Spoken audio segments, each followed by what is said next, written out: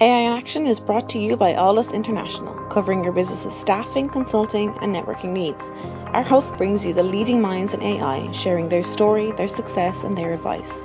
Focusing on fast-tracking you to the top, AI in Action cuts through the hype to help you kickstart your data science career. To listen to the latest AI in Action podcast, head over to www.alldus.com/podcast or subscribe via iTunes, Stitcher, or Google Podcasts. You're listening to AI in Action. I'm your host, JP Valentine. Our guest today is Sanjay Manandhar. Sanjay is the co-founder and CTO at Wicket. Sanjay, welcome to the show. Thank you, JP. Excellent. So Sanjay, let's start with yourself. Can you give a brief overview of your background from where you got started in technology and sort of walk us through some of the highlight roles you've held, taking us up to just before you launched Wicket? Got it. Okay, yeah. So my early training is from a school here in Cambridge, Massachusetts called MIT, Massachusetts Institute of Technology. Undergrad was EECS, Electrical Engineering and Computer Science. I went on to do my master's also at the MIT Media Lab. And I've had earlier in my career software developer, tech architect type roles at companies like Sun Microsystems at Silicon Valley and Siemens here in Cambridge, Massachusetts. And I had an opportunity in 1994. I just wanted to pay it forward to my country. I'm originally from Nepal.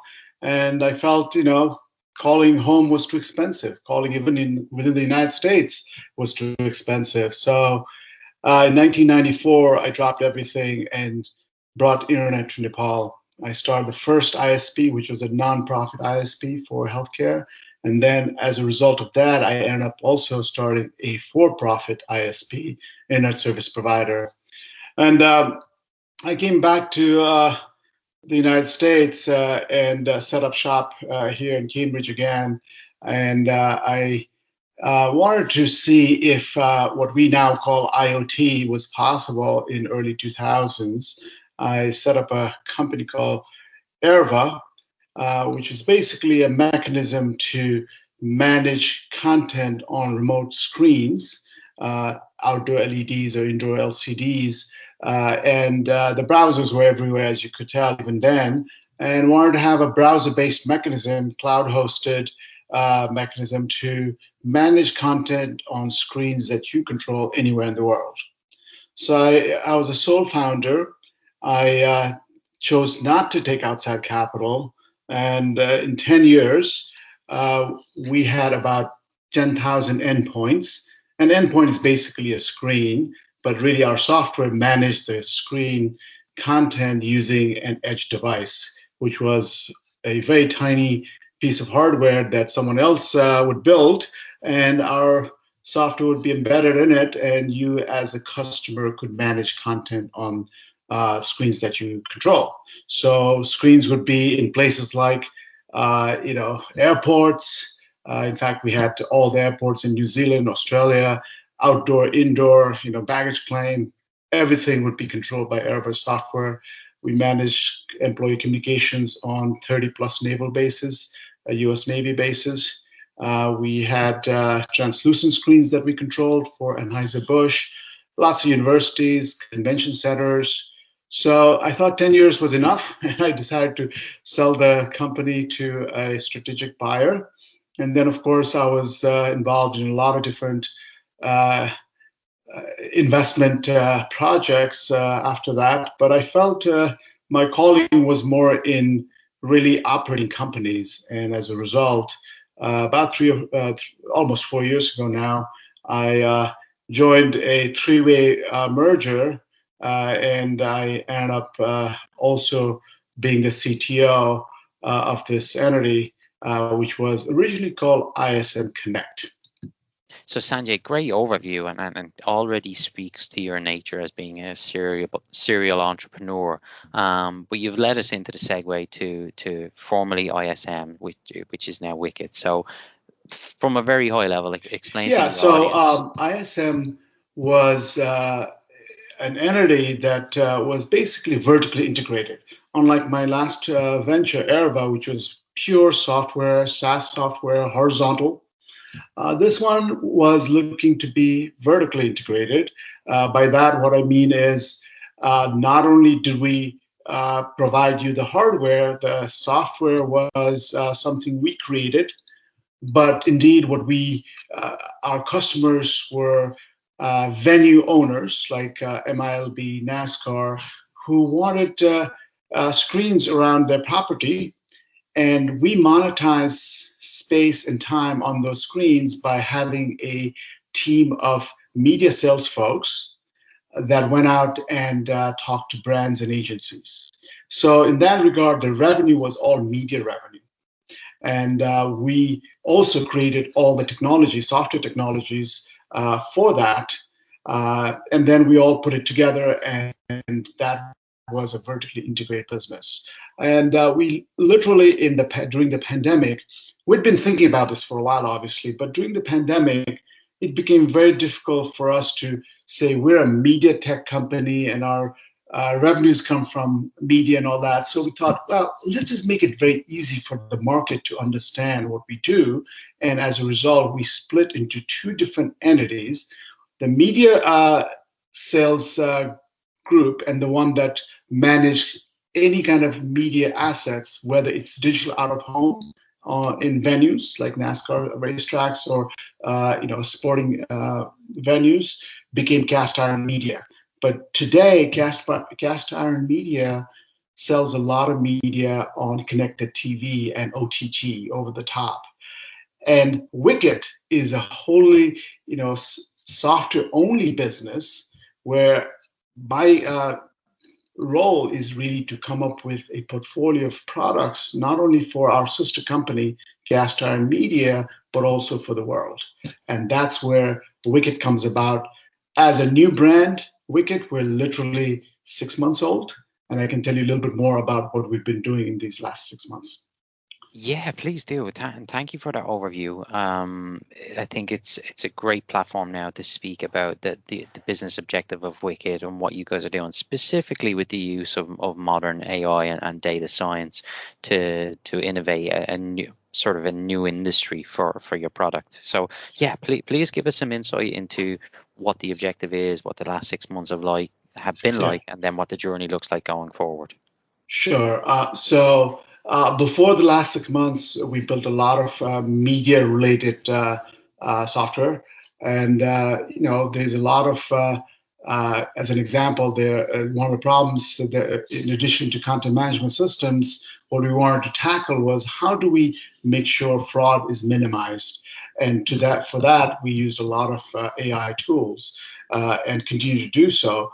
But what we also found is that when we were talking to these venues, what they wanted was a more secure mechanism to allow patrons, fans, or indeed their own people, what we call back of the house, staff and so forth, to enter and exit the venue securely. So as you know, a lot of the times access is provided by means of a key card, like an RFID card. Well, if I want to have you go in, I can just pass the creds, as they're called, credentials, the physical credentials to you, and JB, suddenly you get to gain access as if you're me. And the heads of security and facilities folks in these venues knew that was going on. They just didn't put their finger on it. So, 3 years ago, when I decided to take on the challenge of creating a portfolio of products, one of the things I did was I created a computer vision team here in Cambridge. And I got folks from my alma mater, MIT, from other universities around, from iRobot, the robotics company, and we created a computer vision team. And my view was that maybe there's a better way for entry and egress by allowing people to just look up at a camera with consent. You actually put in your own selfie, and you don't need to pull out your credentials. You don't need to have a key ready, nothing. You just look up and the door opens for you. So that product we're calling access, funnily enough. And in the last 6 months, what we ended up doing as soon as we rebranded to Wicket is we got in touch with, or in fact, it was the Cleveland Browns, who, like most sporting teams, were very nervous how to open up the venue for real fans in their venues, and they got a waiver from the governor of Ohio to bring in about 20% of their fans. And their idea was, okay, these fans, they're going to have their masks on, and they're going to also not want to touch anything. So let's try facial ticketing. So if you think about it, facial ticketing is a special case of our access product. So we took on that challenge and worked with them. I still remember this call from July 1st, and there was trepidation all around. But I said, well, if not now, when? Right? Let's do it. So by end of August, we were ready with our facial ticketing product that integrated into their ticketing platform and allowed season ticket holders to actually gain access into the stadium. Amazing. So this is where we use our AI chops, primarily in computer vision, and we have our own, IP. We have our own patents. We have our own team, and then of course we create a lot of products from this platform. I think it's important to highlight here just how big a shift this is with modern consumer interaction, and something that would have been viewed as sci-fi as recent as maybe a decade ago is now being brought to our lives as consumers. I think important to as well highlight this is something where the user of this would sign on for privacy issues, so it wouldn't be in any way jeopardizing their privacy. It would be the season ticket holders in this case signing on for contactless entry, which in the world of COVID is obviously something that's very prevalent and has huge advantages. But if this is in one stadium now in the NFL, I think we should assume it won't be long before we're going to see all major sporting venues and concert venues implement this in the near term. Can you give us some insight into what progress you're making on in that regard, and when can we expect to see this be broadly used, whether it's sports venues, concert venues, and maybe even government buildings and hopefully sure. airlines? Yeah.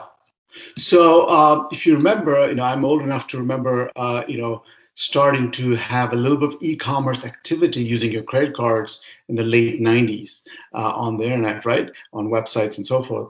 And if you remember, the constant refrain was, you shouldn't put your credit card online. It's going to be misused by, folks that steal your credit card numbers and all that. But that just went by the wayside very quickly because the convenience is too much, right? It's too enticing to ignore. And so now, we do everything with our credit cards online and buy online like there's no tomorrow. Similarly, if you think about it, about 15 years ago, transponders for cars came around. And I still remember, I'd say, well, I don't want to, put a transponder there. I'd much rather, stand in line, get cash out and give my tolls in the highway. And then, when you realize you're waiting for a while here, rolling down the window, especially in the Boston, weather, it's not going to be very comfortable with cold air coming in. And then next door, you see cars zipping by with their transponders. So I think we have a fundamental shift going on, and almost always convenience wins. So especially, when I speak to the younger folks, I realize that they know about privacy and they know that their faces are already online thanks to their own initiatives in social media and all that, right? So they're not worried that much about privacy. What they really care about is convenience. And then you layer on top, the whole, fear of touching and pandemic and all that, and you say, hey, you just have to look up. You can gain entry.